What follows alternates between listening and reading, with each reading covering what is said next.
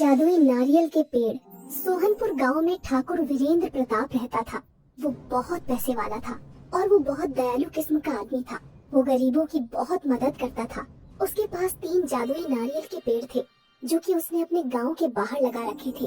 एक नारियल का पेड़ सोने के नारियल देता था और दूसरा नारियल का पेड़ पैसे देता था और तीसरा नारियल का पेड़ अलग अलग तरह के फल देता था। ठाकुर वीरेंद्र प्रताप चौहानपुर गांव का मुखिया भी था, पर अब बेचारा ठाकुर वीरेंद्र प्रताप बूढ़ा हो गया था। उसकी सेहत अब ठीक नहीं रहती थी। ठाकुर वीरेंद्र प्रताप के 3 बेटे थे। सबसे बड़े बेटे का नाम सुंदर, जो बहुत बुद्धिमान और चतुर था, पर सुंदर आलसी बहुत था। दूसरे बेटे का नाम सुशील था। वो भी सुंदर से कम नहीं था। उसकी चतुराई से भी हर कोई वाकिफ था। और सबसे छोटे बेटे का नाम सुलभ। सुलभ बहुत मासूम था और बुद्धिमान भी इतना नहीं था, पर सुलभ आलसी नहीं था। वो वीरेंद्र प्रताप की किसी भी बात को नहीं टालता था।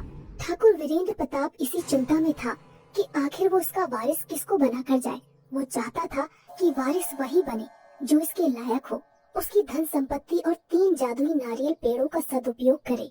एक दिन रात को वो विचार में मग्न था कि आखिर कैसे अच्छा वारिस ढूंढा जाए। अगली सुबह हुई और वीरेंद्र ने अपने तीनों पुत्रों को बुलाया और अपने बागीचे में लगे 3 जादुई नारियल के पेड़ों के पास ले गया और कहा, देखो बेटा, जैसा तुम्हें भी पता है कि आजकल मेरी सेहत कुछ अच्छी नहीं रहती, इसलिए मैं अपना वारिस ढूंढ रहा हूँ जो मेरी धन संपत्ति और इन 3 जादुई नारियल के पेड़ों का सदुपयोग करे। तुम तीनों मेरे लिए समान हो, इसलिए मैं आज से तुम्हारी एक परीक्षा लूंगा। जो उस परीक्षा में सफल हो जाएगा वही मेरा वारिस बनेगा। वीरेंद्र प्रताप कहता है, मैं तुम तीनों को एक एक पेड़ दे रहा हूँ और एक एक इलाका दे रहा हूँ। तुम तीनों के पास 1 महीना है। तुम तीनों को 1 महीने तक इन पेड़ों का सदुपयोग करके इनसे जनता की भलाई करनी है। और जब तुम इन पेड़ों के पास जाकर कहोगे, सुन पेड़ भाई, कर लोगों की भलाई, तो ये अपने आप फल देने लगेगा। और इन पेड़ों का अगर दुरुपयोग हुआ तो ये पेड़ अपना अपना फल देना बंद कर देंगे। अब मैं 1 महीने के लिए गांव से बाहर जा रहा हूँ और ये गांव वाले तुम्हें सौंप रहा हूँ और ठीक 1 महीने बाद आऊंगा और देखूंगा कि तुम में से किसने लोगों की भलाई सबसे अच्छी करी है। मैं नहीं जानता तुम ये सब कैसे करोगे, ये सब तुम्हें अपनी बुद्धिमानी के प्रयोग से करना है। क्या तुम तीनों इस परीक्षा के लिए तैयार हो? तीनों बेटे एक स्वर में कहते हैं, जी पिताजी, आप फिक्र मत कीजिए, हम आपकी परीक्षा में सफल होकर ही आएंगे। सबसे बड़ा बेटा सुंदर मन ही मन सोचता है, ये परीक्षा तो मैं ही पास करके आऊंगा और गांव का मुखिया बनूंगा। आखिर मेरे में कमी क्या है? ये दोनों तो मूर्ख ठहरे। दूसरा बेटा सुशील मन ही मन सोचता है, आखिर वो तो पिताजी को भी पता है कि मुखिया कौन बनेगा। मुखिया बनने के लिए योग्य सिर्फ मैं ही हूँ। मैं सुंदर भैया से किसी काम में कम नहीं हूँ और सुलभ तो इस परीक्षा में कहीं है ही नहीं। सुलभ मन ही मन सोचता है, पिताजी ने यह परीक्षा रखवा कर अच्छा किया। चलो, हमें भी अब थोड़ा मदद करने का पुण्य मिलेगा। वीरेंद्र सिंह बड़े बेटे सुंदर को सोने के नारियल वाला पेड़ दे देता है। फिर दूसरे बेटे सुशील को नारियल के पैसे वाला पेड़ दे देता है और सबसे छोटे बेटे सुलभ को तरह तरह के फल देने वाले नारियल का पेड़ दे देता है और कहता है, ठीक है बच्चों, अब मैं चलता हूँ। मेरा आशीर्वाद तुम तीनों के साथ है। ऐसा कहकर वीरेंद्र प्रताप गांव से निकल जाता है। अगली सुबह होती है। तीनों बेटे अपने अपने पेड़ के पास चले जाते हैं। सुंदर सोने के नारियल वाले पेड़ के पास जाता है और सोचने लगता है कि अब लोगों की भलाई मैं इससे कैसे करूं। वो पेड़ के पास जाता है और कहता है, सुन पेड़ भाई, कर लोगों की भलाई। इतने में ही पेड़ से सोने के नारियल निकलने लगते हैं। सुंदर उन नारियल को सुबह सोने की दुकानों पर बेच देता है, पर जैसे ही पैसे आते हैं वो सोचता है, मैं लोगों की भलाई तो बाद में ही कर सकता हूँ, अभी क्यों ना ये पैसे मैं खुद पर खर्च कर लूँ। ऐसा सोचकर वो उन पैसों से खुद के लिए शराब खरीद लेता है। वहीं दूसरा बेटा सुशील पैसे देने वाले नारियल के पेड़ के पास जाता है और कहता है, सुन पेड़ भाई, कर लोगों की भलाई। उसके पास भी बहुत सारे पैसे आ जाते हैं। सुशील उन पैसों को बांटने के बजाय उन पैसों को लोगों को उधार देने लग जाता है। वो मन ही मन सोचता है, आखिर मैं मदद कर ही तो रहा हूँ, यही तो लोगों की भलाई है।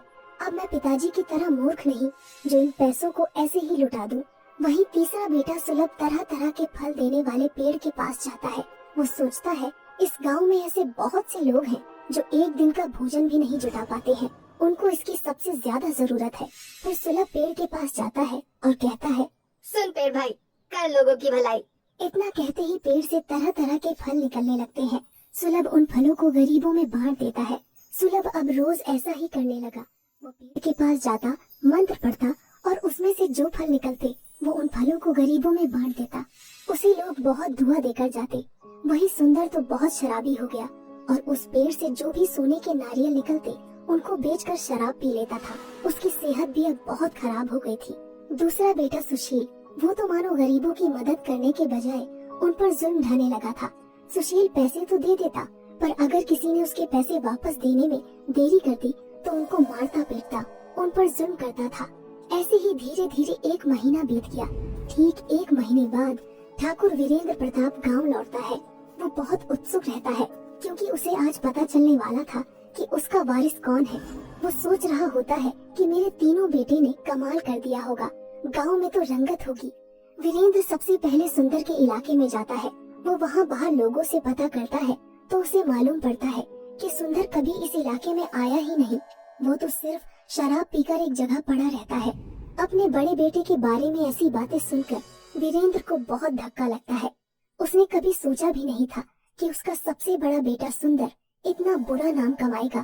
खैर, फिर वो अपने दूसरे बेटे सुशील के इलाके में जाता है। वहाँ जाकर तो वो चौंक जाता है। सुशील इलाके में तो आता था, पर वो सिर्फ वसूली करने के लिए। सुशील के नाम से गांव वाले लोग बहुत डरते थे। उसका नाम सुनकर ही कांपने लग जाते थे। अपने बेटे के बारे में ऐसी बातें सुनकर वीरेंद्र को बहुत दुख होता है। वीरेंद्र वहाँ से आगे बढ़ता है और सुलभ के इलाके में जाता है और वो वहाँ देखता है कि सुलभ के इलाके में खुशहाली है। लोग मस्ती से अपना काम कर रहे हैं और सुलभ को दुआएं दे रहे हैं। सुलभ की तारीफ सुनकर वीरेंद्र का मन बहुत खुश होता है। वीरेंद्र फिर सीधा अपने घर जाता है और अपने तीनों बेटों को अपने कक्ष में बुलाता है। तीनों बेटे वीरेंद्र के पास जाते हैं। सुंदर और सुशील वीरेंद्र को देखकर उनके चरणों पर गिर जाते हैं और कहने लगते हैं, पिताजी, हमें माफ कर दीजिए पिताजी, हम लोगों की भलाई नहीं कर सके। आपने जो हमारी परीक्षा ली, हम उस पर भी खरे नहीं उतरे। हमारे दुरुपयोग करने से वो पेड़ भी गायब हो गया। सुंदर और सुशील, तुम दोनों को अपने छोटे भाई सुलभ से कुछ सीखना चाहिए। उसने कितने अच्छे से अपने इलाके को संभाला और गांव वालों की भलाई करी। इतना कहकर वीरेंद्र सुलभ को अपने पास बुलाता है। सुलभ, इधर आओ बेटा। जी पिताजी।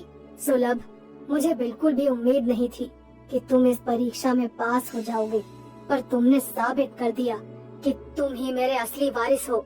शाबाश बेटा, शाबाश। नहीं पिताजी, मैंने ये सब वारिस बनने के लिए नहीं किया। मैंने ये सिर्फ लोगों की भलाई के लिए किया। और जब मेरे बड़े भाई सुंदर है तो उनके रहते मैं वारिस नहीं बनना चाहता। वाह बेटे वाह, तुम तो बेशकीमती हीरा निकले।